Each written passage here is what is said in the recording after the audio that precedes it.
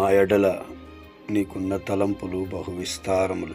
కీర్తనల గ్రంథం 40వ అధ్యాయం 5వ వచన భాగములో దేవాతి దేవుడు మన పట్ల విస్తారమైన తలంపులు కలిగి ఉన్నాడు.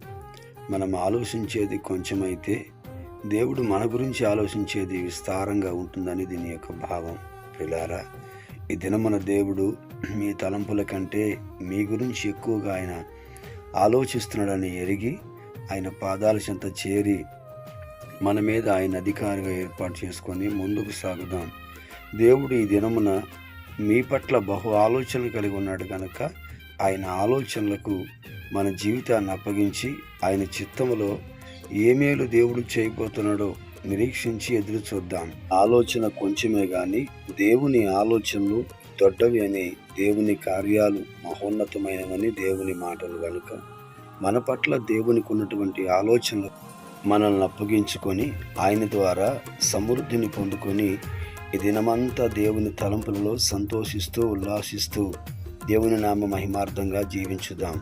దేవుని అపారమైన కృప మీ అందరి మీద అధికంగా ఉండునుగాక. దేవుడు మిమ్మల్ని ఈ దినమంతా దీవించి ఆశీర్వదించి బలపరచునుగాక. ప్రత్యేకంగా ఈరోజు పుట్టినరోజు వివాహ దినోత్సవం జరుపుకునే వారికి నా శుభాకాంక్షలు తెలియపరుస్తున్నాను. దేవుడు మిమ్మల్ని ఉన్నతంగా దీవించి ఆశీర్వదించి ఈ దినమంతా కాచి కాపాడి బలపరచునుగాక. ఆమేన్.